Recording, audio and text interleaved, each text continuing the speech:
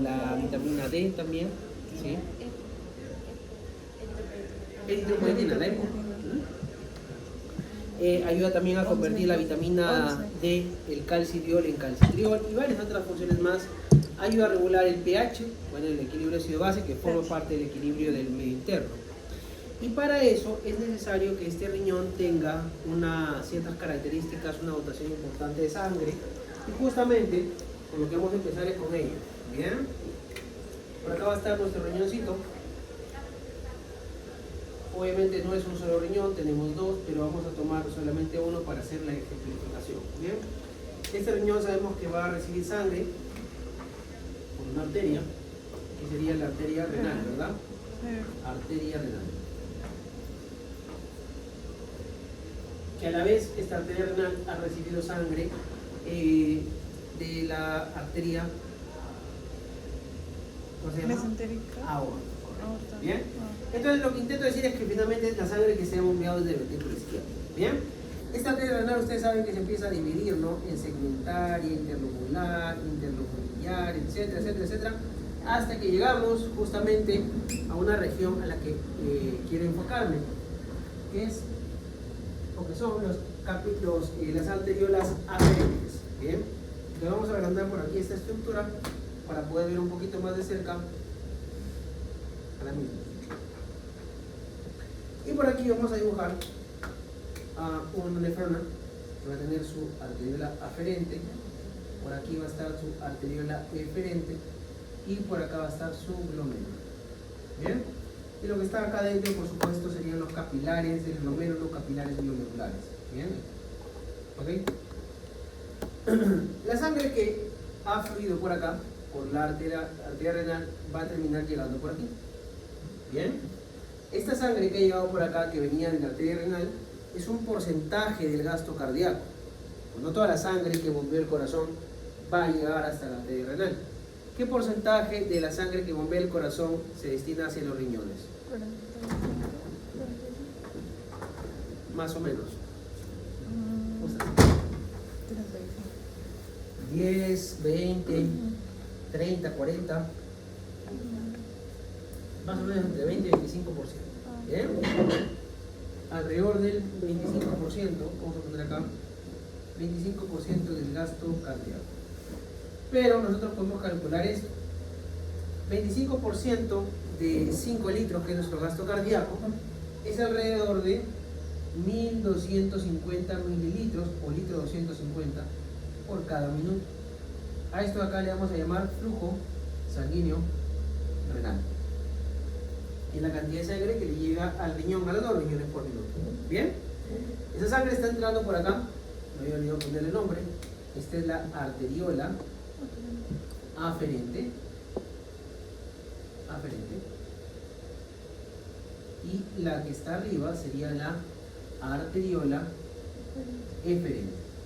Bien, ahora por aquí un detalle: la sangre que está llegando a la arteriola aferente, todas las arteriolas aferentes en realidad, no toda ella se va a filtrar, porque sabemos que la sangre está compuesta de la parte líquida, que es el plasma, y de la parte forme, que son las células.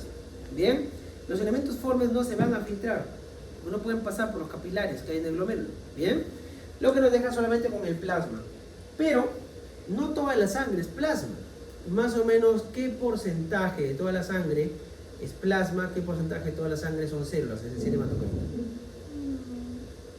Como ustedes ya llevaron morfo 1, morfo general, saben perfectamente cuál es el valor del hematocrito. Más o menos, ¿cuánto es? En porcentaje. Ay, no me acuerdo. Ha venido con sueño. 45% más o menos. Bien, lo que significaría que el otro 55% es plasma. Bien, más o menos, ¿no? No es exactamente así, o sea, no es un valor fijo, un rango, pero vamos a tomar ese valor. Entonces, asumiendo que aquí hay 55% de plasma. Bien, si tenemos 55% de plasma, en esta cantidad de sangre habría unos 680 mililitros por minuto, y ahí se los cálculos, no se preocupen, de plasma. Bien, esa cantidad de plasma que está llegando por minuto al riñón le llamamos flujo plasmático, ya no sanguíneo, plasmático renal. Bien, flujo plasmático renal. ¿Ok? Pero ahora hay un detalle. Este plasma que ha venido con esta cantidad de sangre, bien, si bien es lo que se podría filtrar, no todo ello se va a filtrar, solamente va a ser una parte. Y además, no toda la sangre que ha llegado al riñón llega con el destino de hacer filtración. Obviamente tiene que haber una cuota de sangre que llegue con la intención de abastecer al riñón, de darle oxígeno, de darle nutrientes. Esa sangre que se está derivando para otros fines que no son filtración, haría que haya una cuota de plasma que no esté disponible para el glomérulo en términos de filtración. ¿Se entiende esa idea? Ok, entonces, en realidad no es que 680 mililitros por minuto van a llegar al glomérulo. Va a llegar un poquito menos. Bien, y eso también ya se ha calculado. Y se ha encontrado más o menos que lo que llega de plasma al glomérulo serían alrededor de 600 mililitros por cada minuto. A esto le llamamos flujo plasmático renal, hasta ahí es igualito, pero le vamos a agregar una última letra. La letra E de efectivo. Bien, esta E significa efectivo. Flujo plasmático renal efectivo. ¿Por qué efectivo? Porque efectivamente llega al glomérulo y por lo tanto está disponible, ojo, no digo que todo lo va a hacer, está disponible para el filtrado. ¿Bien? Hasta acá con los valores y los nombres, ¿vamos bien? ¿Sí? Ok. Ahora mira, vamos a hacer esto entonces.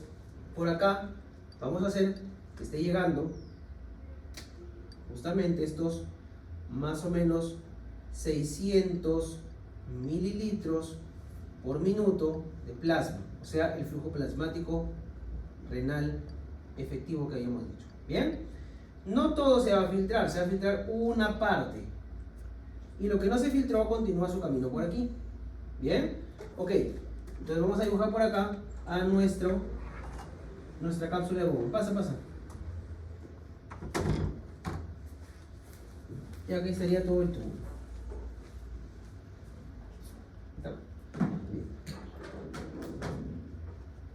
Muy bien. Entonces mira, esto que se va a filtrar de los 600 mililitros ya se conoce. Y es justamente lo que llamamos tasa de filtrado glomerular. Bien. Lo filtrado se sabe que es 120 mililitros cada minuto. A eso le llamamos tasa de filtrado glomerular, TFG por sus siglas en español. Bien, tasa de filtrado glomerular. ¿Sí? 120 mililitros en un minuto fue lo que se filtró de los 600 que llegaron. Lo que significa que los otros 480 no se filtraron. Bien, los otros 480 se han quedado por acá, pues. La 480 sería la resta de estos dos, pues, ¿no? Más o menos por aquí, más o menos han quedado 480 mililitros cada minuto que no se filtraron. Bien, esos 480 siguen avanzando y acá es importante recordar que esta arteriola eferente más adelante se va a convertir en lo que llamamos capilar peritubular. Este capilar peritubular va a ir correteando al túbulo. Bien, y lo va a ir correteando por una razón. Ahorita vamos a ver. Pasa. Bien. Estos 480 mililitros de plasma por minuto que no se habían filtrado siguen avanzando por acá. Bien. Todo esto de aquí, recuerda, sería el capilar peritubular. Capilar peritubular. Ahora, hay un detalle. Y es que vamos a dejar ahí ese líquido un ratito. Bien. Lo que se filtró fueron 120 mililitros en un minuto. Pero esto ocurre cada minuto de tu día. El día tiene 1440 minutos. Bien. Si yo multiplico 1440 por 120 mililitros, que son los mililitros que se filtran cada minuto, esto me va a dar la cuantiosa suma de que en un día... 1580. Bien. 800. 1000. 1000. Claro, serían 178.000 mililitros. 170. O sea, 178 litros. Bien. Ok, está bien. No se preocupen, a veces pasa eso. Ahora vamos a redondearlo hacia arriba porque algunos autores dicen no es 120 sino 125 mililitros por minuto. Si multiplico con 125 me va a salir 180 litros. Bien. Así que vamos a decir que filtrado en un día son 180 litros. Bien. Ok. Ahora la cuestión es la siguiente. En un día entró por acá a tu cápsula de Bowman y a tu túbulo renal 180 litros. Sin embargo, lo que sale del túbulo renal, esto que sale del túbulo renal ya sería, esto de acá ya sería orina. Bien. Tú no orinas 180 litros en un día. ¿Cuánto orinas en un día más o menos? Aproximadamente, ¿cuánto orina un humano? 3 litros. Un poco menos tal vez, alrededor de casi 1,5 litros, 2 litros. Bien. Vamos a dejarlo con 2 litros para que sea más fácil, mira. 2 litros. Si 180 litros se filtraron acá y solamente salieron 2 litros, hay 178 litros de diferencia, ¿no? ¿Dónde están? ¿Se vuelve a filtrar? Ah, regresó a la sangre. Bien, eso se llama reabsorción, es un proceso tubular. Pero, ¿por qué lo estoy mencionando? Porque esto significa que no todo lo que se filtra se excreta. Una buena parte de lo que se filtra regresa. Vamos a poner por acá la flechita. Mira, está regresando. Este proceso se llama reabsorción. Lo vamos a ver en la próxima clase. Pero hay reabsorción. Y de hecho, en este caso, 180, 2 litros acá, en un día sería alrededor de 178 litros de líquido por día. Bien. No solamente se reabsorbe agua, se reabsorbe también solutos, por supuesto. Pero ahorita estamos trabajando solamente con el agua para hacerlo más fácil. Entonces mira, el líquido que no se filtró, que eran estos 480 mililitros por minuto, más el líquido que se ha reabsorbido de lo que ya se había filtrado, todo esto regresa al capilar peritubular. Ahora este capilar peritubular después va a ir formando otros vasos, pues, ¿no? Las venas interlobulares, las interlobales, y finalmente vamos a salir por vena renal. Todo esto va a terminar en vena renal. Bien. Y la vena renal, que es la que está sacando la sangre venosa, esa sangre venosa contiene lo que se ha reabsorbido, bien, más lo que no se haya filtrado, va a drenar más adelante en la vena cava inferior. Y esa vena cava inferior, tú ya sabes que va a regresar la sangre hacia la aurícula derecha. Y de la aurícula derecha pasamos la sangre hacia el ventrículo derecho. Y del ventrículo derecho mandamos la sangre a circulación pulmonar. Y de circulación pulmonar mandamos la sangre a la aurícula izquierda. Finalmente ventrículo izquierdo. Y este ventrículo izquierdo envía la sangre de vuelta por acá. Esta vez se conectó. Se ha formado un circuito, ¿te has dado cuenta? Y ese riñoncito forma parte de ese circuito porque es una maquinita que filtra la sangre y después la devuelve limpia, por así decirlo. Porque lo que le está quitando cada vez que se da este filtrado, no solamente es el agua, una parte del agua sí se va a tener que botar, sino que también le está quitando solutos. Solutos que yo necesito eliminar. Ahora, tú te preguntarás, ¿y por qué necesito botar esa agua? Si el agua es importante, claro. Pero ten en cuenta que diariamente tú también haces ingreso de agua. Si esa agua que está ingresando no se mantiene estable, va a suceder que va a empezar a diluir a tu extracelular. Porque el agua que ingresas cuando tú tomas agua entra por el extracelular. Va a empezar a generar una disminución de la concentración del sodio. Podrías llegar a ser hiponatremia. Y si tienes hiponatremia, ya sabes que la osmolaridad del plasma va a bajar. Y cuando hay un medio hipotónico, hipoosmótico, ¿hacia dónde se mueve el agua? ¿Cómo se mueve? Del intra al extra, del extra al intra. Intra-extra. Del intra al extra, al revés, del extra al intra. Entra el agua a la célula. La célula se hincha. Y por eso se produce el edema cerebral. Bien, eso lo han visto morfólogos, ¿verdad? Claro. Ok, entonces como se han dado cuenta sería un problemón, pues. Que yo solamente meta agua y el agua se quede en mi intersticio. Por eso tiene que salir una cuota de agua, porque entró. Y para yo mantener una estabilidad tiene que salir. Bien. Obviamente esa cantidad de agua que sale en forma de orina también dependerá de cuánta agua yo bebí. Pero aún con todo tiene que salir una cierta cantidad de líquido para que con eso también salgan solutos. ¿Se entiende esta idea? ¿Sí? ¿Más o menos? Ok. Entonces, bueno, pues veo ahí que no sé si están dudando o si es que están cansados nada más. O un poquito de las dos.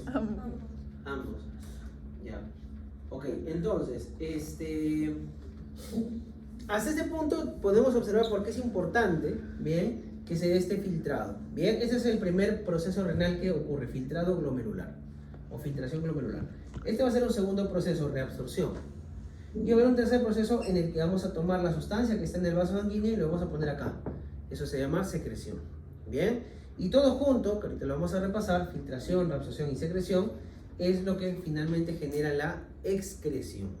Bien, tenemos de todas formas que excretar por esta vía, incluso hasta metabolitos de medicamentos. Por eso es importante que de todas formas salga líquido con solutos que están disueltos en él. No todo debe salir, porque hay algunas cosas que se filtraron porque no había de otra. Porque uno podría decir, ¿no? Si se filtran 180 litros en un día y solamente salen 2 para regresar casi todo, entonces, ¿cuál ha sido el propósito de esto, no? O sea, pareciera que estuviese haciendo un trabajo innecesario. Pero en realidad no es innecesario porque cada vez que ocurre esto, en cada minuto, ese líquido que se está filtrando se puede modificar. Con lo cual yo haría que lo que regrese a mi plasma esté ya balanceado. Y más bien saco de mi plasma aquello que ya no quiero, el excedente de agua, el excedente de solutos. Entre esos excedentes de solutos, por ahí voy a botar también potasio. Voy a botar también por ahí hidrógenos. Entonces necesito hacer este proceso. ¿Bien? Pero vamos a demostrar que justamente esto sería problemático si no se controla. Recuerda que la tasa de filtrado glomerular te he dicho que es 120 mililitros cada minuto. Obviamente es un valor, digamos, que no está en rango. El valor normal es a partir de 90 mililitros por minuto en adelante. Se considera una tasa de filtrado normal. Así que vamos a hacer esto.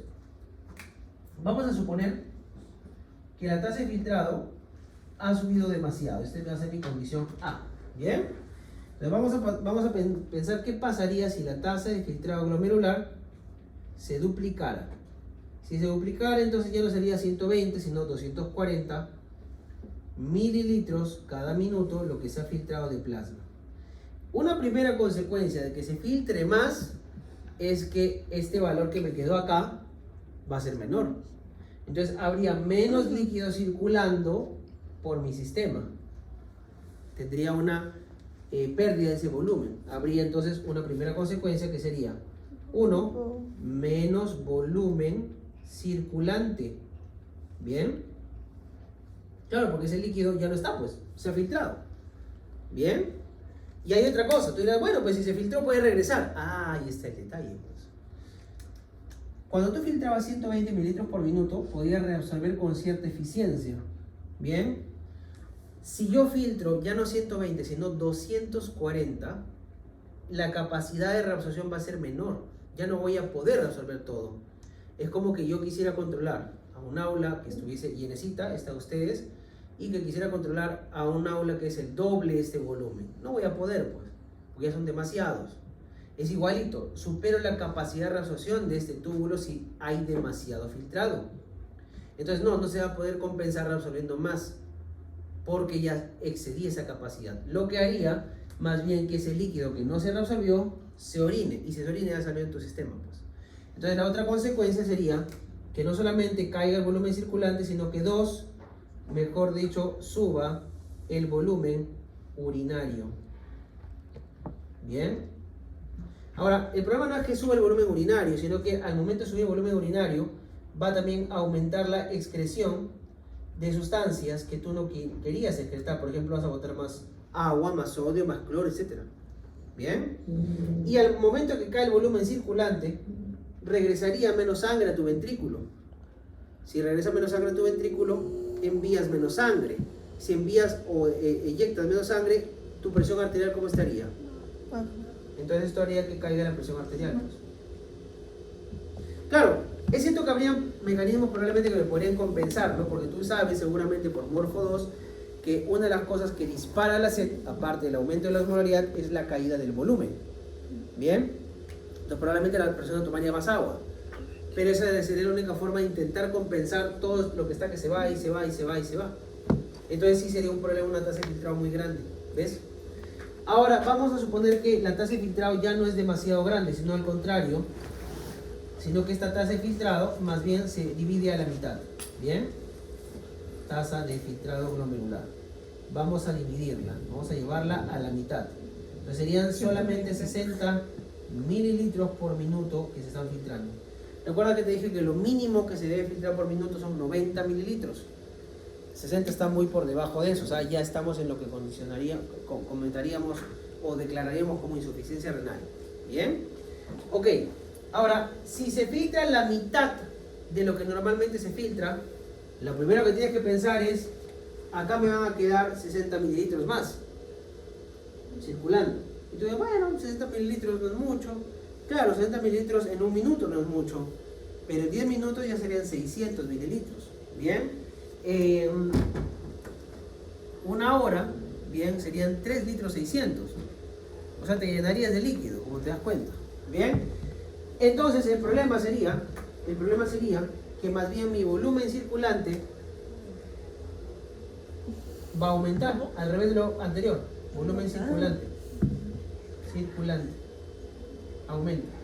Si aumenta el volumen circulante, regresa más líquido a tu corazón, bombea más sangre, con lo cual subiría más bien la presión arterial.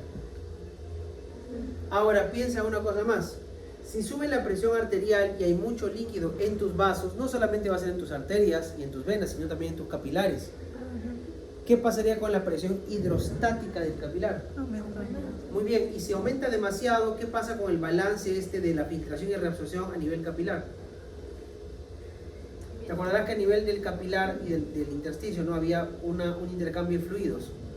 Bien, normalmente queda algo de líquido neto en el intersticio. Sí, no. No, ¿verdad? Porque todo lo que se filtra prácticamente se reabsorbe y el cachito que no se logró reabsorber lo saca un linfático.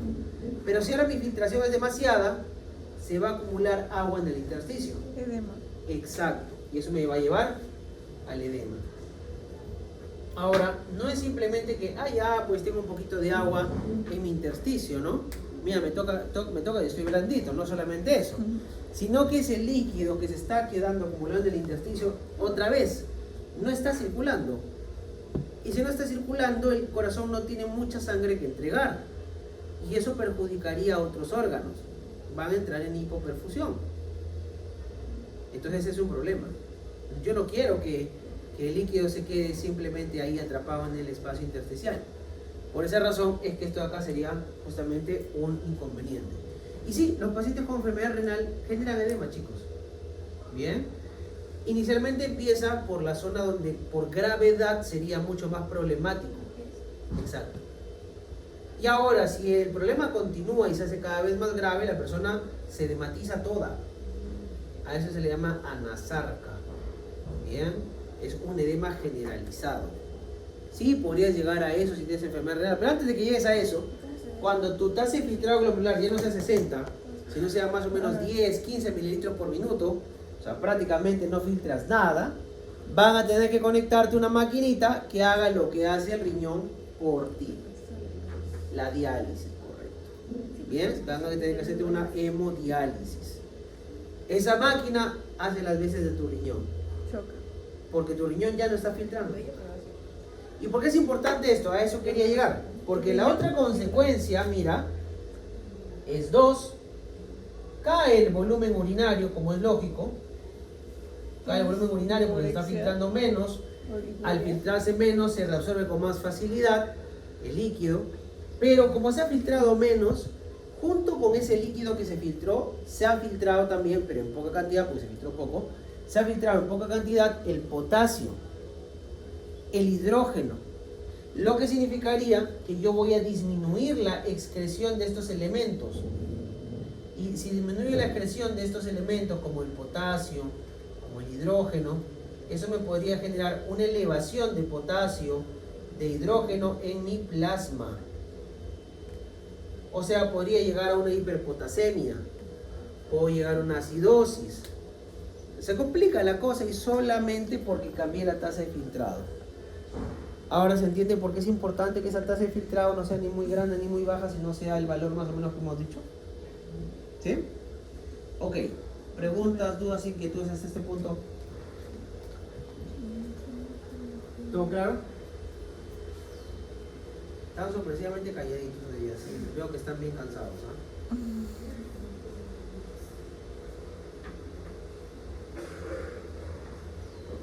Ok. Entonces,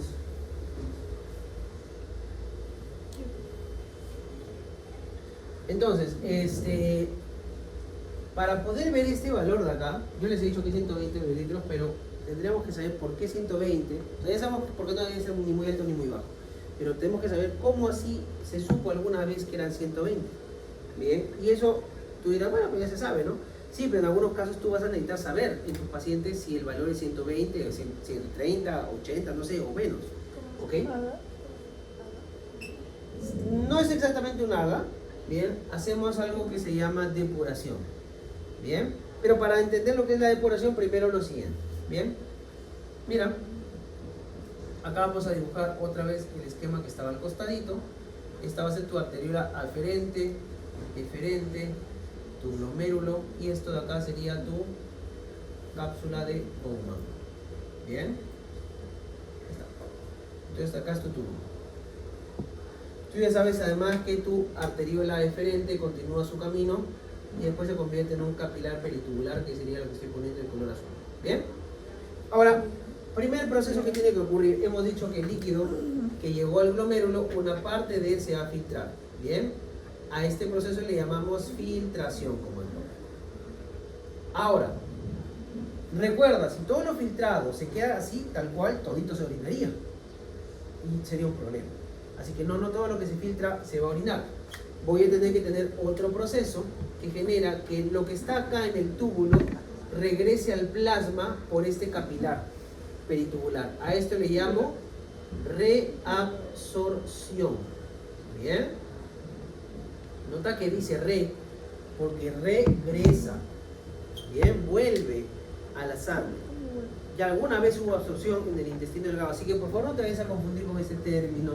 No se llama absorción, eso es en el intestino delgado. Acá se llama reabsorción. Mira que en la reabsorción la sustancia puede ser líquida o soluto que estaba en la luz del túbulo, pasó a la sangre.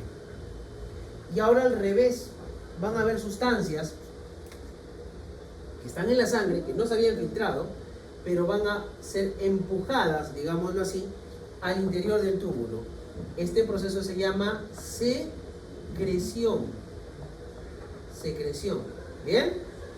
Y esos tres procesos juntos son los que me determinan la excreción o depuración o eliminación o aclaramiento o clearance, todos hacen lo mismo, de cada sustancia.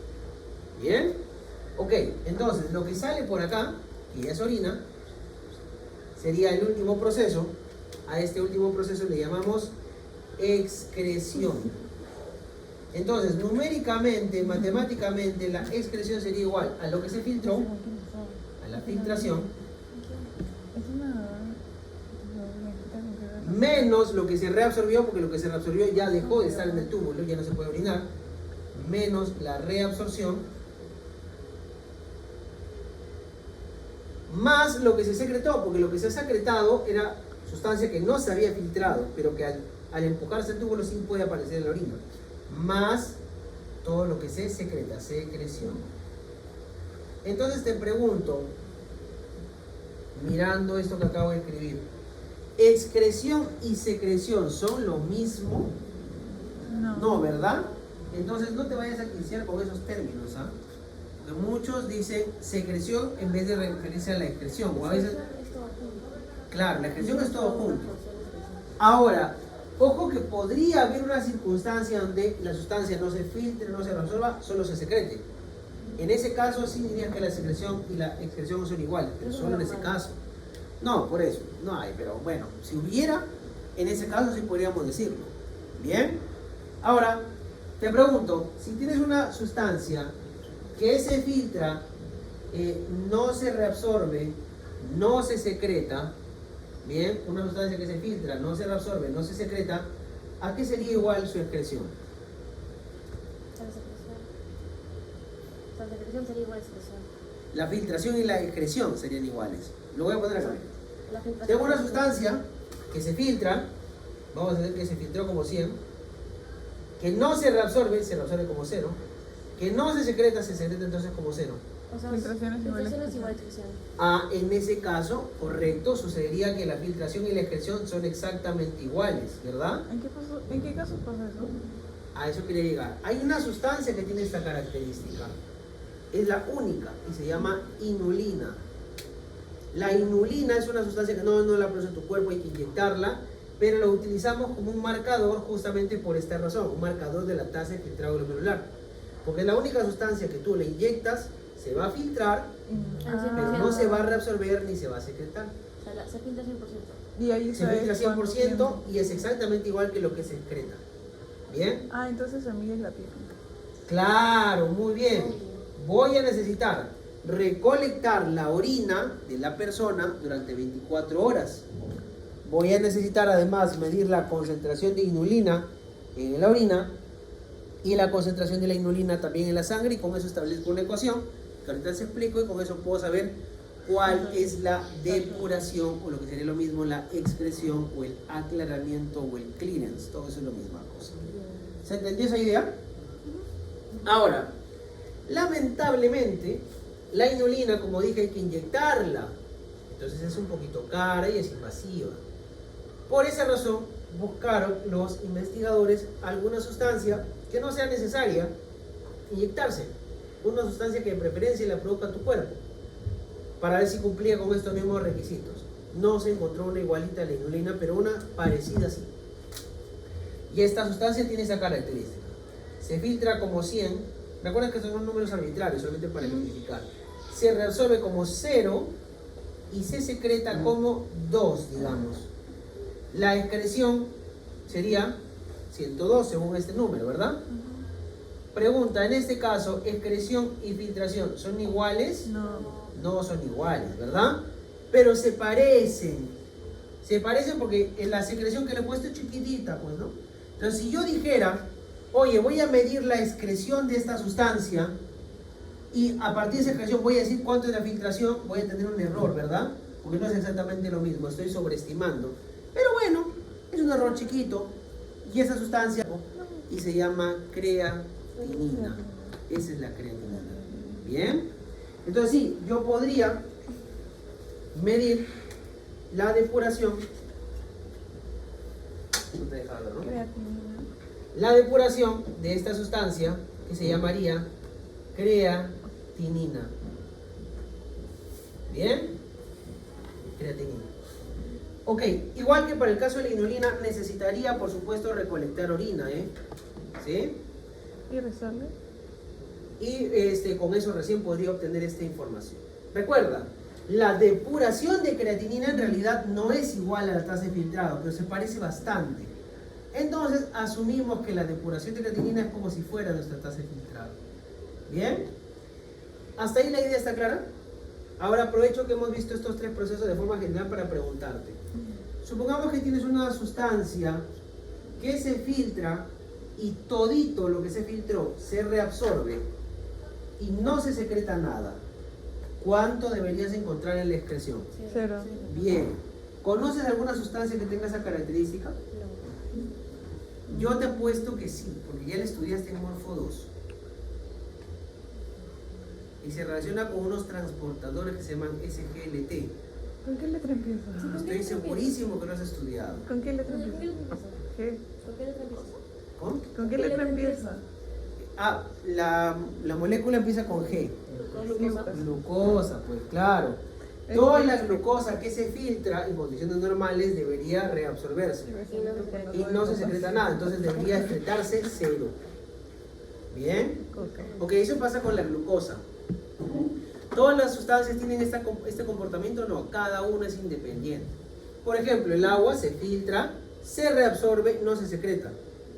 El sodio se filtra, se reabsorbe, no se secreta. Ahora, entonces, si se reabsorbe y no se secreta, significa que la excreción va a ser 0. No, recuerda que secreción y excreción son cosas diferentes. ¿Por qué? porque los porcentajes pueden ser distintos. Mira, ¿qué pasa si se filtró 100 moléculas de sodio y se reabsorben 99? Y no Queda hay una. secreción. La excreción sería una molécula de sodio. Es poquito, pero igual se está secretando. O sea, el agua Y la se secreción. filtra, Entonces, se absorbe, pero no se filtra. ¿quiénes se secretan? Ah, ya. Primero, a ver. No entiendo. Para el caso de estos mecanismos, tenemos que estudiar a cada sustancia por separado. Porque cada una se comporta diferente. Por ejemplo, el agua se filtra, sí, claro, con el plasma, y se reabsorbe, pero no se secreta. No se secreta. agua Igual el se sodio. filtra. Se filtra, se reabsorbe, pero no se secreta. Pero eso no se comporta. Ahora, ¿quieres aún una sustancia que haga las tres cosas? El potasio. El potasio se filtra, se reabsorbe y se secreta. ¿Bien? Por ejemplo, mira. Y el agua. Ah, ¿por El qué? agua. Bien. Vamos con el caso primero del agua y del sodio. No Mira, puede ser todo. el agua que se ha potasio. filtrado, yo no toda la quiero botar, porque si no me pasaría lo que me pasó acá, pues 280 litros aparecerían acá en la orina. O No, sea, yo no quiero eso. No se reabsorbe todo. Por eso se reabsorbe Del la agua. mayor parte. Sí, Ah, correcto. Esa es la pregunta. No se Sí, absorbe pero yo todo para dije, que se pueda solo va- filtrar algo. Claro, lo único que voy a botar es lo que ya no necesito. Ah. El excedente de agua, el excedente de sodio. Ahora, su compañera preguntaba algo muy válido. ¿Por qué con el potasio sí ocurre que se filtra, se reabsorbe y se secreta? Por ¿Todo? una razón muy importante. Porque lo que se filtró y se reabsorbió sería en todo caso lo que se reabsorbió, lo que yo quiero conservar. Pero con el potasio recordemos que este es un ion que está muy poco concentrado en el extracelular. De hecho, si el potasio sube mucho en sangre, tengo problemas, ¿verdad? Puedo tener paro cardíaco incluso. Entonces, por eso necesito secretarlo. Las sustancias que se secretan son sustancias que adicionalmente también pueden ser perjudiciales. Acá estamos acá. Acá estamos acá. No, acá hasta las 6, ¿no? Sí. No, hasta las 5:50. Ya estamos exactos ya. Ahorita vamos. ¿Por qué tenemos que secretar entonces? Porque al secretar el potasio estamos ayudando a botar el excedente. ¿Bien? Porque si ese potasio en sangre se quedara ahí atrapado, me sube el nivel de potasio. Entonces, las sustancias que clásicamente se van a secretar son aquellas a las que yo tengo que sí o sí botarlas. Más bien aquellas que solamente las reabsorbo son aquellas que quiero conservar. Si tú encuentras una sustancia que se está secretando es por algo, es porque necesito sacarla del sistema. ¿Cuáles son las que usualmente se secretan? Está el potasio, está la creatinina, de ahí también está el hidrógeno también se secreta, bien, algunos fármacos también van a ser secretados.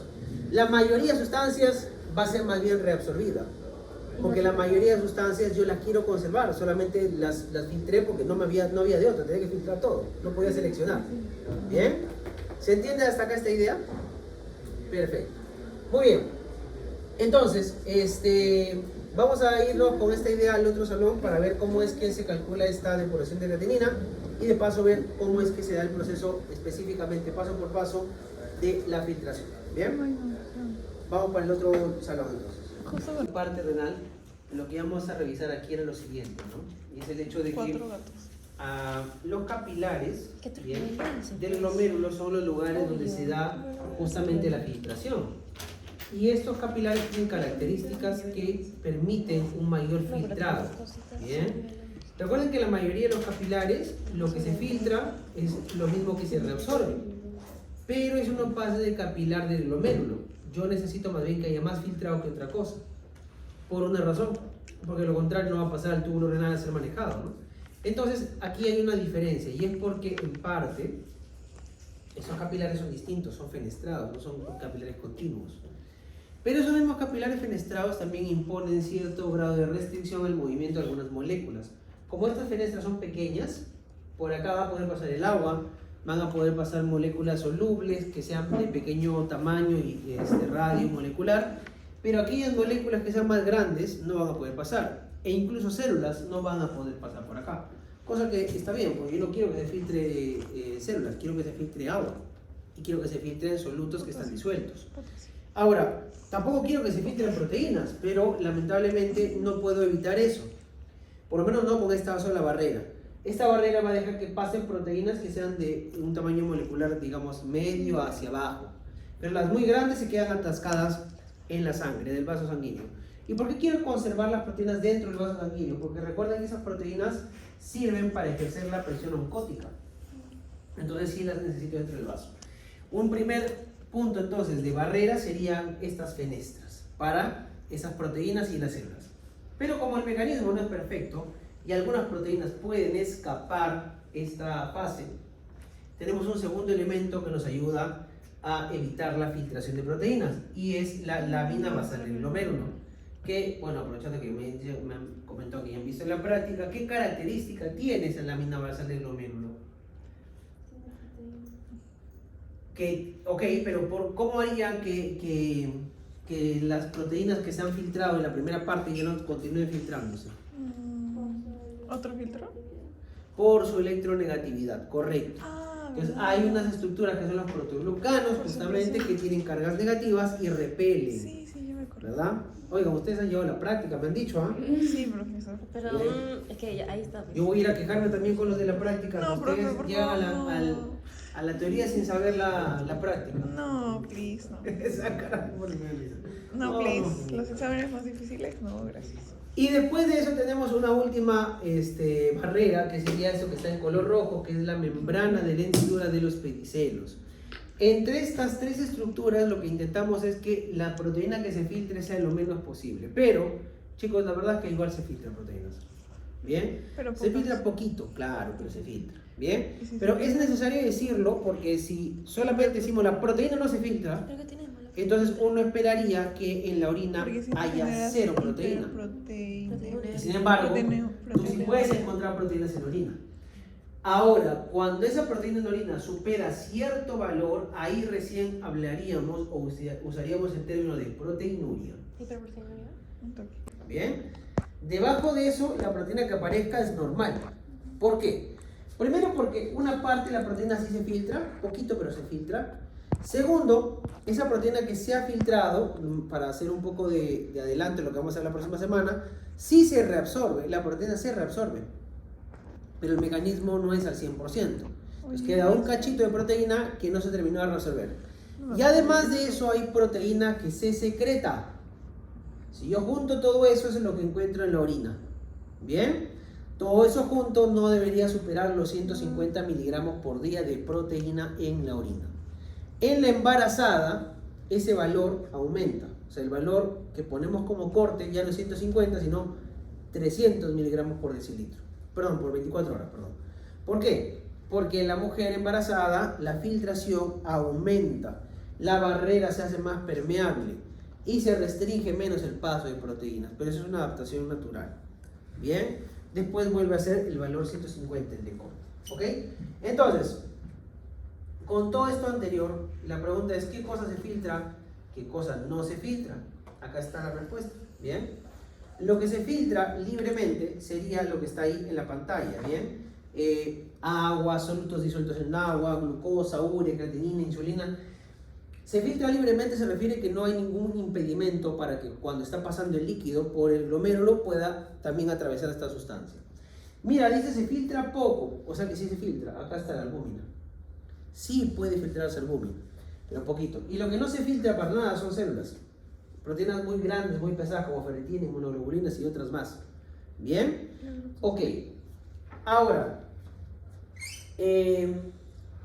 vamos a ver, para reforzar lo anterior, una cosa. En el caso anterior yo les había mostrado que se pueden filtrar, por ejemplo, sustancias que tienen carga negativa como el cloro, el bicarbonato. Y eso podría llamar la atención porque acabamos de decir que hay protoglucanos que justamente repelen las cargas negativas, ¿verdad? Pero sucede lo siguiente, pues que no solamente es importante que haya carga negativa, sino que el tamaño también importa. Las moléculas que tienen carga negativa y son muy grandes, como las proteínas, sí van a ser repelidas con mucha facilidad. Pero moléculas que tengan carga negativa y sean chiquitas, ya no van a ser repelidas con tanta facilidad. Por eso el bicarbonato, el cloro, que son aniones, igual se pueden filtrar con facilidad. Entonces acá tenemos esta tablita que les voy a mostrar, que es del libro Boron. Esta columna de acá nos indica qué tanto se filtró. Está en fracción, así que tendría que multiplicar por 100. Esto sería 100%, 98%, 75%, menos del 1%. ¿Qué significa este porcentaje? Por ejemplo, para el cloro. Vemos acá el cloro dice que se filtra 100%. No significa que todo el cloro que estaba en el plasma de esos 600 mililitros, flujo plasmático renal efectivo, todo el cloro se va a filtrar, no. Significa que el cloro que se ha filtrado con líquido de la taza de filtrado glomerular no tiene ningún problema. Esos 120 mililitros por minuto que se han filtrado tenían cloro. El cloro que está en esos 120 mililitros todito se filtra, a eso se refiere. No a todo el cloro que viene con la sangre, ¿ah? Bien, solamente a lo que está pasando para filtrarse. Bien, mira la albúmina, menos del 1% si lo convertimos en porcentaje, pero sí se filtra. Y por eso puede aparecer en orina hasta cierto valor que es permitido. Bien, recuerda solamente para reforzar que las proteínas que aparecen en orina son las que se filtraron y no se terminaron de resolver, más las proteínas secretadas. Bien, también tenemos proteínas secretadas. Hay un tipo de proteína especial que se secreta, búscala para que cheques cómo se llama. Tiene un nombre así como de una persona. Bien, ¿por qué es importante saber esto? Porque cuando el valor de proteínas en orina supere ese valor que te decía, ese punto de corte que te decía, yo tendría que saber si el problema es porque tengo mucha proteína secretada o mucha proteína filtrada, o ambas cosas. Lo más frecuente es que sea por mucha proteína filtrada. Bien, y esto suele ocurrir porque la membrana basal puede ser un lugar que se dañe por ejemplo, infecciones. Bien, entonces en esos casos sí yo podría esperar encontrar más proteínas en la orina. Bien, ahora vayamos al otro punto, que es la de propiamente la filtración. Bien, entonces para esto existen tres fuerzas que generan la filtración. Bien, ¿esto también vieron en la práctica? ¿La fuerza de filtración? La de presión efectiva es igual a la presión activa del capilar, eso. Y la presión oscótica. Algo así, algo así. Vamos a repasarlo. Bien, porque esta parte crítica sí viene. Si me toca hacer preguntas a mí, de hecho viene, ¿no? Ok, miren. Si se han dado cuenta en esta esquemita, hay solamente una flecha que apunta hacia abajo y dos que apuntan hacia arriba. Significa que hay una fuerza que empuja el filtrado y dos fuerzas que se oponen. La fuerza que promueve el filtrado es esta que está acá, la que dice PGC. Por si en inglés sería la presión hidrostática del capilar glomerular. Bien, como estos capilares son más permeables, recuerda que permite que se pase más el agua. Mira, acá te han puesto el valor 45 positivo. Y hay dos fuerzas que se oponen, que son estas de acá que le han puesto en negativo, pero no es porque la fuerza sea negativa, sino porque se opone el filtrado, por eso le han puesto en negativo. Una de estas fuerzas que se opone es la presión hidrostática del espacio o cápsula de Bowman. Bien, va en contra. ¿Por qué? Porque mientras más agua llegue a la cápsula de Bowman, más agua va a oponerse a que el agua siga entrando. Por eso la presión hidrostática de la cápsula de Bowman se opone a la fuerza de filtrado. Y finalmente tenemos una última, que sería la presión, esta es presión oncótica, la presión oncótica del capilar glomerular, ejercido por las proteínas que están acá en este vaso sanguíneo, que jalan el agua de vuelta. Bien, ahora, pregunta, de esta figurita yo puedo observar que tengo dos presiones hidrostáticas y solo una oncótica. ¿Cuál sería la presión oncótica que estaría faltando? Teóricamente, tengo la hidrostática del glomérulo, del capilar glomerular, y la hidrostática de la cápsula de Bowman, pero tengo solamente la oncótica del capilar glomerular. De la cápsula. Me faltaría la presión oncótica de la cápsula de Bowman, ¿verdad? ¿Por qué creen que no lo han puesto? Ese es de Constancio. ¿Por qué creen que no lo han puesto? Porque no cuenta, correcto. Bien, así como tu sex ya no cuenta. Bien, esa cantidad de proteína que se filtró sí genera presión oncótica, pero es tan poquita esa proteína que se ha filtrado que es despreciable, es insignificante, no la cuentas. Vince Jones. ¿Cómo? De la nada. Vince Jones. ¿Es esa la proteína? Esa es una. ¿Hay más de una? Hay La una de que mujer. Eso no es. No sí es. Hay otra ¿Cuál? que se llama Thoms-Horsfall. Eso no sabía. Es otra proteína que se secreta. Ok, entonces por esa razón no aparece la presión oncótica de la cápsula de Bowman. Bien, porque la proteína que está ahí es muy poquita. Ahora, ya que tenemos estas tres, vamos a razonar un poquito sobre estas. Bien, primero vamos a ver lo que manda la figura. ¿Quién gana entre la interacción de estas fuerzas? ¿Gana la filtración o ganan las fuerzas que se oponen a la filtración? La Filtración. Gana la filtración. ¿Bien? Y así está diseñado el capilar para que gane la filtración. Porque solamente si existe filtración neta, va a haber después el líquido en el túbulo para que este se pueda modificar. ¿Bien? Sin embargo, como te has dado cuenta, estas tres fuerzas sí podrían cambiar. Por ejemplo, ¿qué condiciones crees tú que podrían hacer que cambie esta presión hidrostática del capilar glomerular? Hipertensión. Ok, una presión alta, la hipertensión. Si tuviésemos la presión más alta, ¿cómo estaría esa presión del capilar glomerular? Aumentada. Aumentada. Entonces, ¿aumentaría o disminuiría la filtración? ¿Y si baja? Aumentaría la filtración porque esta fuerza sería mucho más grande. ¿Y si baja la presión disminuye? Correcto. Eso significa que una de las cosas que afecta a esta presión hidrostática del capilar glomerular es la presión arterial sistémica. ¿Bien? Una persona con hipotensión tendría el problema de que esta presión caería y entonces el filtrado sería menor. Y la tasa de filtrado por consiguiente también sería menor. Entonces estoy en un problema porque incluso yo tengo una presión normal que es sistólica, otra que es diastólica. Es cierto que tengo una presión arterial media también, pero incluso esa presión arterial media cambia a lo largo del día. Entonces mi tasa de filtrado estaría que se mueve todo el tiempo. Y en verdad no es eso lo que pasa, sino que la tasa de filtrado se mantiene uniforme, constante, lo que significa que hay un mecanismo para hacer esa regulación que ahorita vemos. ¿Bien? Segundo, vamos a jugar ahora con las otras dos fuerzas. ¿Bien? Vamos a hacer que cambie esta presión hidrostática de la cápsula de Bowman. Yo lo que quiero es que la tasa de filtrado sea menor. ¿Qué tendría que pasar con la presión hidrostática de la cápsula de Bowman si quiero que la tasa de filtrado sea más baja? Tiene que ser mayor. Sí, Tiene que ser mayor la presión hidrostática de la cápsula de Bowman. Bien. Ahora piensen en un escenario en el que subiría la presión hidrostática de la cápsula de Bowman. ¿Qué podría hacer que suba mi presión hidrostática en la cápsula de Bowman?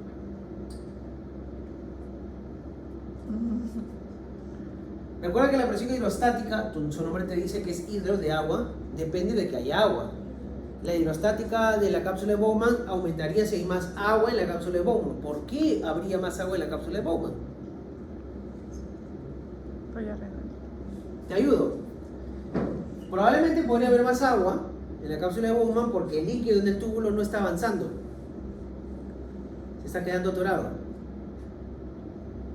Podrías tener una obstrucción en las vías urinarias. Por ejemplo, cálculos renales.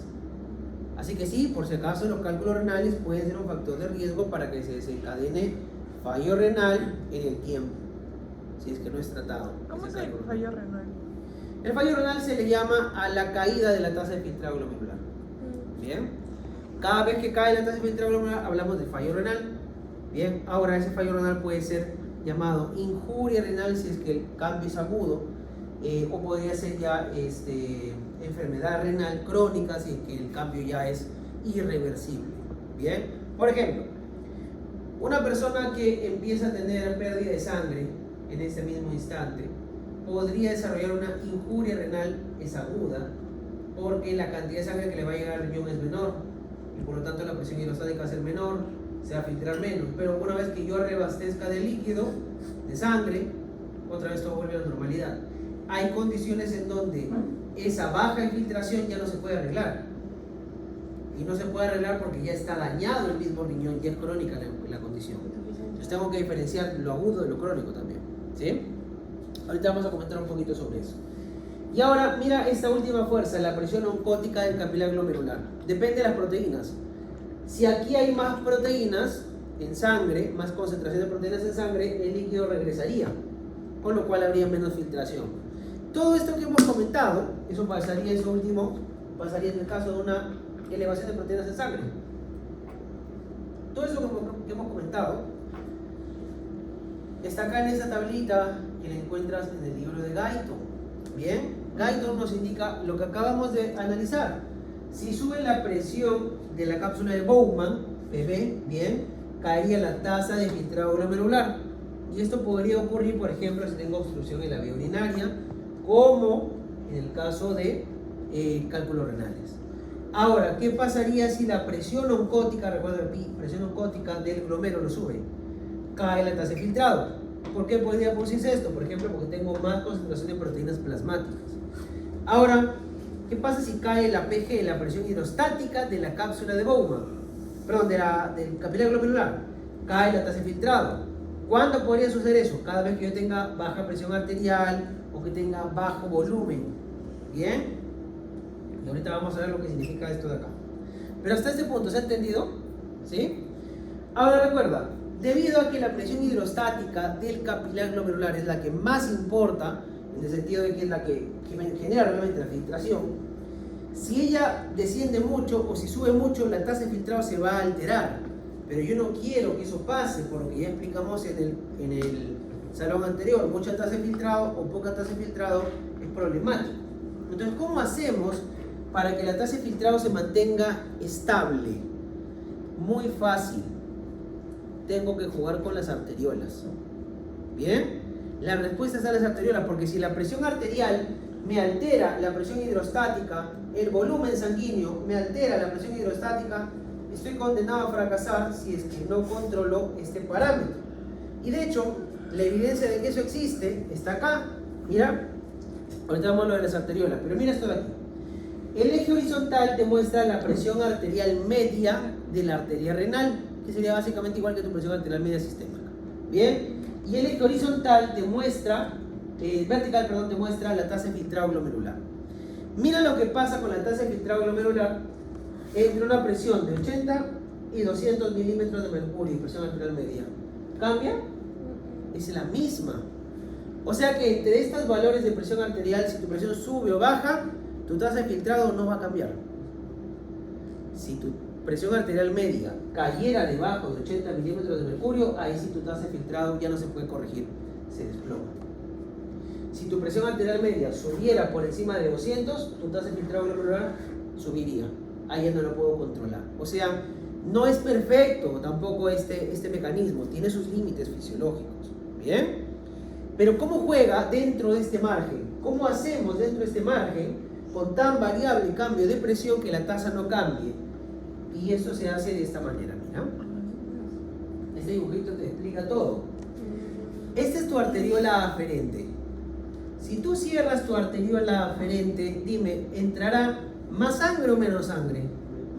Menos sangre. Entonces habría menos presión hidrostática del capilar glomerular, menos tasa de filtrado. Obviamente yo haría esta vasoconstricción si tengo una tasa de filtrado que se sube y yo la quiero bajar. ¿Bien? Ahora, vamos por acá con esa misma arteriola aferente. Ahora la he abierto, la he dilatado. ¿Entra más sangre o menos sangre?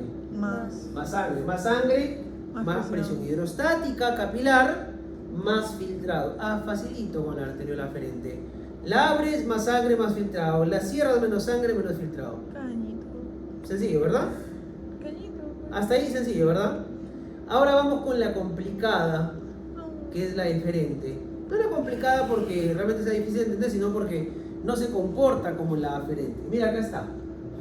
Si yo cierro a la eferente un poquito, el líquido no le va a tener tan fácil de salir. Se va a empezar a quedar acá atorado. Y al quedarse atorado se puede aumentar la presión hidrostática del capilar glomerular y se puede filtrar más. Ojo, no he cerrado la arteriola. Le he constreñido un poco. Igual sigue saliendo el líquido. Ahora, si yo contraigo demasiado, el problema va a ser que el líquido ya no es solamente que se va a quedar acá, se va a terminar de filtrar y ya no va a entrar más sangre. Porque algo que hace la arteriola eferente cuando se contrae es que el flujo sanguíneo se reduce. ¿Por qué? Porque al haber congestión acá, bien, todo se queda atorado hacia atrás. Ya no estaría entrando sangre, ya no habría filtrado. Entonces tengo un problema en ese caso. Entonces con la eferente pasa que si tú la contraes un poco, aumenta la tasa de filtrado. Si la sigues contrayendo, cae la tasa de filtrado. Así que depende de qué tanto la has contraído. ¿Se entiende la idea? Y al revés, si a esa misma eferente yo la dilato, como la sangre saldría con más facilidad, habría menos sangre aquí, menos tasa de filtrado. ¿Se entendió la idea? Eso es lo que va a hacer justamente tu glomérulo para mantener tu tasa de filtrado. Entonces dime, ¿cómo sería la combinación si es que yo tengo una tasa de filtrado que empezó a bajar y quiero volverla a subir a su valor normal? ¿Qué debo hacer con la aferente primero? Abrir la aferente. ¿Y qué hago con la eferente? Cerrarlo. Eso es lo que vas a tomar. Y ya está, con eso, si es que estás dentro de una presión arterial 80, 200 milímetros de mercurio, presión arterial media, no hay problema. Tu tasa de filtrado no va a cambiar. Si estás debajo de ese valor, ya fue. ¿Bien? Dime, Carlita. ¿Quién va a tener más tiene más de sexo? 200? Ah, bueno, una crisis hipertensiva tal vez podría ser, ¿no? Bien, pero no es raro. No es común. No es común, claro. Lo más común en todo caso sería de lo que no es común, de lo que no es común, lo más común sería en todo caso que la presión se te caiga por debajo de los 80. Y si Bien. se cae, ¿cómo se regula? Al revés. Ah, ese es el problema, pues que no se va a poder regular dependiendo de la causa. Por ejemplo, supongamos que tú tienes un cuadro de deshidratación severo, bien, estás hipovolémica y tu presión arterial media ya está en 70. Ya no se va a lograr corregir, o sea, igual esto va a operar, ¿ah? Pero ya no vamos a lograr meter tu tasa de filtrado a un valor normal. Tu tasa de filtrado va a ser menor. Te pregunto, ¿cómo haríamos para solucionar eso? Hidratos. Exacto, estás tratando la causa.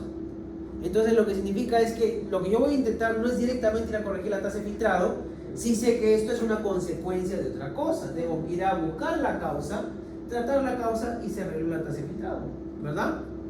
Ahora, otra cosa sería si tú ya tienes daño en el glomérulo, si tienes capilares que se han muerto, por ejemplo. Si tienes capilares que se han muerto, digamos, tenías 1 millón, ahora tienes medio millón, tienes menos sitio para hacer justamente filtración. ¿Eso se podrá corregir? Ya no lo voy a poder corregir, pues ya se hizo crónico. Lo único que me queda por hacer es evitar que te compliques. ¿Se entiende? Entonces sí, la causa importa. Ya eso ya lo ven en fisiopato, la etiología. Bien, porque dependiendo de eso también tiene un abordaje, no es exactamente igual, pues que sea simplemente algo transitorio que yo puedo corregir con fluidoterapia, que algo que es crónico que ya no lo puedo revertir. Bien, buena observación. Ahora, ¿cómo sabe esta arteriola aferente o eferente que se debe contraer o se debe relajar? Porque lo que se contrae o se relaja en realidad es el músculo liso. Bueno, necesito señalizadores. Y acá viene la cuestión de estos señalizadores. Mira. Esto de acá, este gráfico, no te vayas a asustar. Esto de las R son resistencias. Al toque lo comento. Recuerda la resistencia. Si es más grande, significa que el vaso está más contraído o más relajado. Más relajado. No, espérate, más contraído. Más contraído. Bien, entonces mira. Este gráfico te dice lo siguiente. La resistencia de la aferente. A medida que vas contrayendo la aferente, la tasa de filtrado cae. Si la aferente ya no está tan contraída, se va abriendo, se va abriendo, se va abriendo, se va abriendo, la tasa sube, o sea, es inversa la relación. Pero tiene una sola dirección. En cambio acá la cosa es distinta. Mira, a medida que aumenta la resistencia de la eferente, o sea, a medida que la eferente se empieza a hacer más angosta, más angosta, más angosta, bien, empiezo a vasoconstriñirla. Cuando la vasoconstriño un poco, mira lo que pasa con la tasa, sube. Sigo contrayendo, se cae. Eso es lo que te indica nada más. Bien, ya sabes a qué se refiere eso de la resistencia de la aferente, la resistencia de la eferente. Pero ¿qué pasa si ahí la tasa? Qué observadora. Muchas gracias. ¿Qué? Mire, la doctora dice algo muy interesante. Esta tasa de filtrado, acá, aparte de las presiones que habíamos visto, tiene otra cosa. Y yo, a propósito, me salté por ganar tiempo, pero eso no cuenta. No, omítalo. No, está bien, lo voy a comentar nada más. Este coeficiente se refiere a la capacidad que tienen los capilares para poder hacer filtración por su propia naturaleza. Este coeficiente de acá depende de dos cositas, ¿bien? Depende de qué tantos capilares yo tengo y de qué tan permeables son mis capilares. Hay algunas enfermedades que pueden dañar a ese coeficiente. Por ejemplo, la hipertensión daña el coeficiente, hace que baje. Mira que ese coeficiente está multiplicando. Si el coeficiente baja, toda la tasa de filtrado se baja. Por ejemplo, en la hipertensión los capilares se mueren. Bien, porque están sometidos a mucho estrés. En algún momento se van a morir, va a haber menos capilares. Entonces va a haber menos constante filtración. La tasa de filtrado baja y por eso la persona hace insuficiencia renal que ya se hace crónica. En la diabetes mellitus esa constante también se altera, baja. ¿Por qué? Porque la diabetes mellitus lo que genera es que la membrana basal se haga más gruesa por el exceso de glucosa que se une a las proteínas y modifica sus funciones. Se engrosa esa membrana basal y al ser una membrana más gruesa, que pase el agua es más difícil. También es Eso crónico. tampoco ya no se revierte. También es crónico. También es crónico, correcto. Bien, por eso diabetes mellitus e hipertensión arterial son los dos factores más importantes para el desarrollo de insuficiencia renal crónica o enfermedad renal crónica. ¿Sí? Ok. Y ahora a lo último que quería llegar. Gracias, doctora, por haberlo mencionado. ¿Cuáles son estas sustancias que contraen o que relajan a estas arteriolas? Ya una que conocen hasta el hartazgo, la angiotensina 2. Pero mira que esta angiotensina 2 principalmente contrae a la eferente. La contraria. Recuerda, sí, porque es una vasoconstrictora. Recuerda que cuando yo contraigo a la eferente un poco, la tasa de filtrado aumenta. El flujo sanguíneo renal disminuye, pero la tasa de filtrado aumenta. ¿Bien? Ok. A la aferente la contrae muy poquito. Ahora, mira acá la norepinefrina o noradrenalina, que sería el neurotransmisor que libera nuestro simpático. Afecta a ambas, le hace vasoconstricción a ambas. Entonces, en condiciones normales, así como ahorita de reposo, tanto tu aferente como tu eferente que reciben noradrenalina se contraen un poquito, pero están en la misma condición, así que realmente no cambia nada. ¿Cuándo cambiaría? Cuando tu disparo simpático es demasiado grande. Por ejemplo, porque tienes una presión muy baja, porque tienes algún estado de estrés que activa tu sistema simpático. En esa condición sí podría contraer mucho a la aferente y mucho a la eferente, y ahí sí la tasa de filtrado se cae. ¿Bien? Pero solamente en esa condición. En condición de reposo no es importante. La importante es esta angiotensina 2. Ahora, te dejo una pregunta para que la vayas pensando. Si la angiotensina 2 contrae a la eferente y me ayuda a subir mi tasa de filtrado, piensa, ya lo vas a buscar tú, lo lees en Guyton es la respuesta, como te después leo, ¿cómo estaría la capacidad de respuesta de una persona a la que queremos elevarle la tasa debido a que se cayó su tasa de filtrado, cuando esta persona sabemos que toma crónicamente IECAS, inhibidores de la enzima convertidora de angiotensina? ¿Cómo estaría la capacidad de respuesta de una persona, bien, que consume antagonistas de los receptores de angiotensina 2 como los sartán, valsartán, para elevar su tasa de filtrado cuando ésta se ha caído? Piensa en eso, en Guyton está la respuesta, ya Carla ha dicho algo, pero no le voy a decir nada. ¿Está bien? No te voy a decir, tienes que leerlo. Estoy segura. Está bien, está bien, está Ya bien. sabía. Ya, pues si no se frustra. Lógica. Se va frustrada. Está bien, pero lee por qué. Bien. Y para cerrar, vasodilatadores renales. El principal y más importante, prostaglandinas, dilatan a la aferente. Entonces, cuando tú quieres subir la tasa de filtrado, necesitas, dijimos, relajar a la aferente, contraer a la eferente. Relajo con prostaglandinas, contraigo con angiotensina 2. Bien. Ya, ahora lo último que ya vas a leer, y eso lo lees porque está bien explicadito en Guyton, es un párrafo nomás, es cómo es que sabe mi nefrona que debe liberar o prostaglandinas o angiotensina o a las dos a la vez. Hay una partecita que se llama regulación túbulo-glomerular. Esa regulación túbulo-glomerular te explica cómo funciona esto. Bien. Acabamos 6:30, creo, ¿no? 6:40. 6:40. 6:40, entonces estamos con tiempo. Si quieren lo explico. Sí. ¿Quieren que lo explique? Ok. Bien. Miren, es bien fácil. Tranquilos. Bien. Una primera teoría que se planteó, y de todas formas funciona, es la regulación miogénica. ¿Qué significa esto? Mira, este es tu vaso sanguíneo. Cuando tu vaso sanguíneo tú le metes más sangre, este vaso sanguíneo se dilata. Y en su músculo liso tiene canales de calcio que se abren por estiramiento. Entonces, si yo lo dilato y se abren canales de calcio por estiramiento, entraría más calcio, y el calcio dentro del citoplasma genera contracción. Entonces, en otras palabras, si lo estiro mucho, de manera refleja se contrae.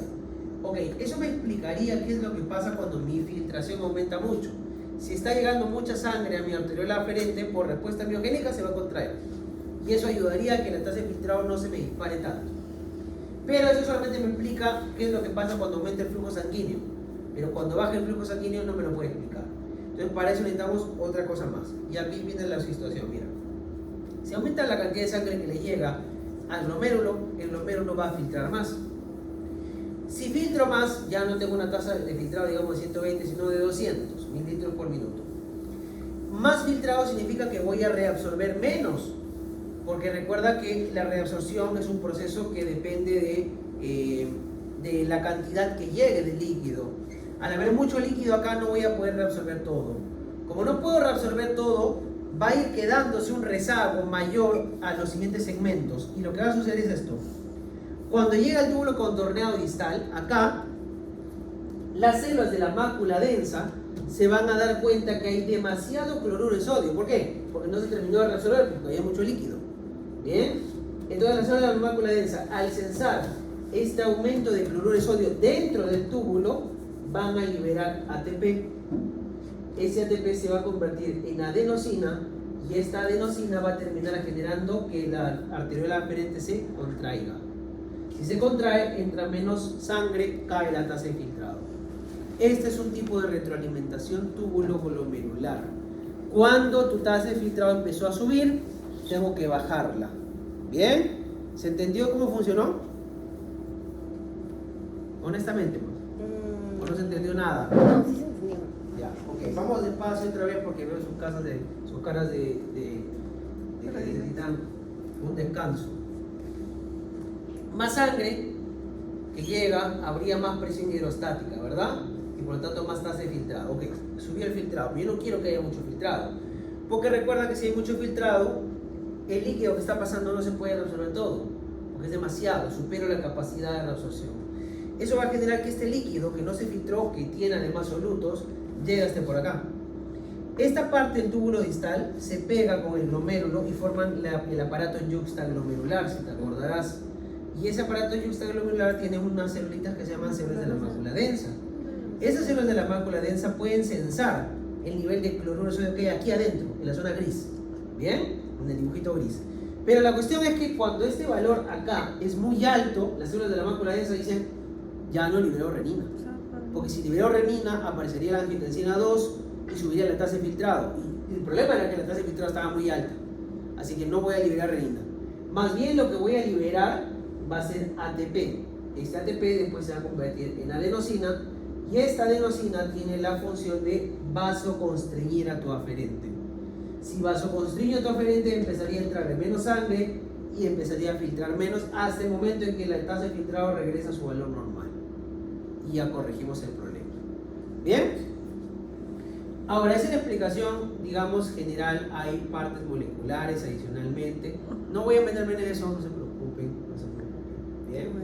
Pero para que tengan una idea, porque eso lo vamos a terminar de conversar la próxima semana, aquí en el asa ascendente de Henle hay un transportador. Ya los estudiamos morfo 2, el sodio, potasio, 2-cloro. Este de aquí es el que me dice cuánto cloruro de sodio hay. En la medida en la que se reabsorba más, se va a producir o no más señalizadores que le van a avisar a esta célula que debe producir o no más renina. Así funciona. ¿Bien? Vamos al otro lado, que sería lo más crítico, que es cuando más bien tu tasa de filtrado empezó a caerse. Empezamos con el punto acá 1. La tasa de filtrado se empezó a caer. Si empezó a haber menos tasa de filtrado, se va a filtrar menos.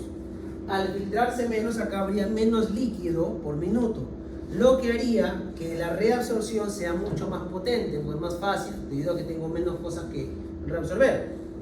Entonces, cuando llegue por aquí este líquido tubular, voy a tener muy poquito sodio, muy poquito cloro dentro, porque he reabsorbido casi todo.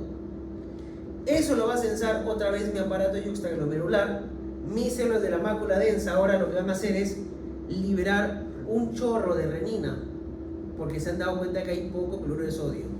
¿Es la única razón por la cual se puede secretar más renina? No, ya te había explicado cuando estábamos en cardio que habían otros dos estímulos que pueden hacer que estas células produzcan más renina.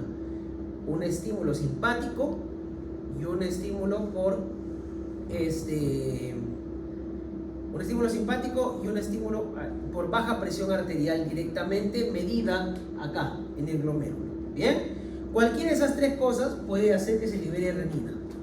Si ya se liberó renina, aparece angiotensina 2. Si hay angiotensina 2, hago vasoconstricción de la eferente y empiezo a aumentar la filtración glomerular. Pero para garantizar que la filtración sí o sí aumente, voy a dilatar también a la aferente.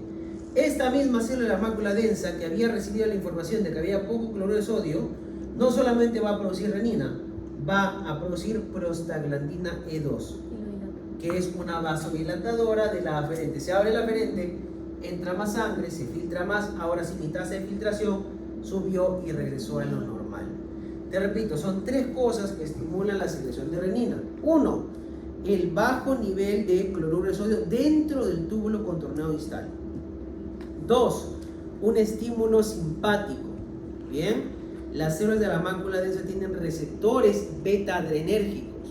Bien, cuando les llega esa adrenalina, esa noradrenalina, se secreta más renina. Y tres, las mismas células que están acá de tu arteriola aferente tienen receptores de estiramiento que funcionan como vasoreceptores, igualito que tus vasoreceptores carotídeos o tus vasoreceptores aórticos. Si la presión arterial cae mucho, esos vasoreceptores le van a avisar a tu célula de mácula densa que debe producir más renina. Tres estímulos: baja presión arterial o baja volemia, aumento de la actividad simpática, bajo cloruro de sodio en el túbulo contorneado distal. Puede ser alguno de los tres o una combinación de los mismos. ¿Bien? Fregado. Y esa es la parte ya molecular. Mira, acá está el receptor, para que veas que no te floreo, de la noradrenalina. Bien, acá tienes un canal de calcio que funciona como un vasoreceptor. Acá tienes la secreción de renina.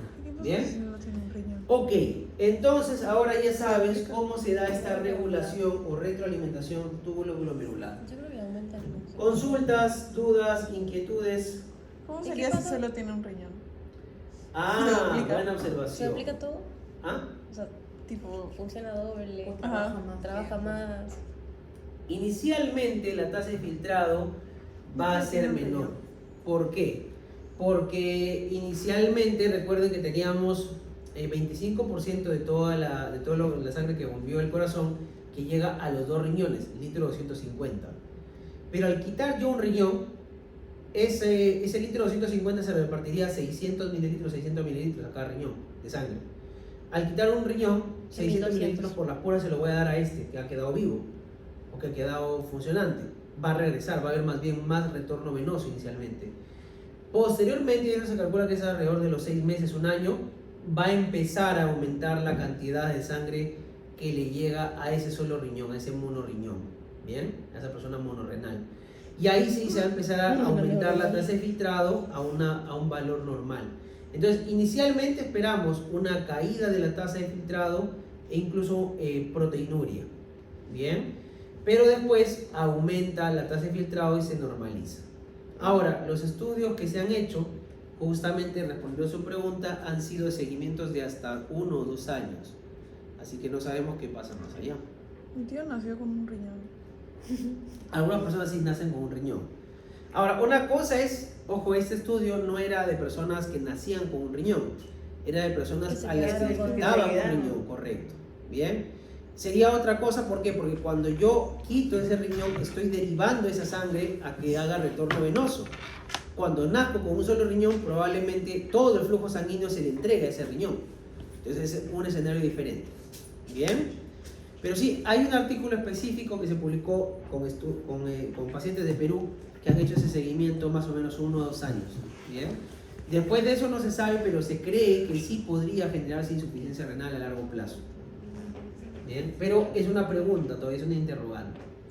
Bien, bien, listo señores, cuéntame. ¿Podría retroceder la anterior? Claro, ¿esta de acá?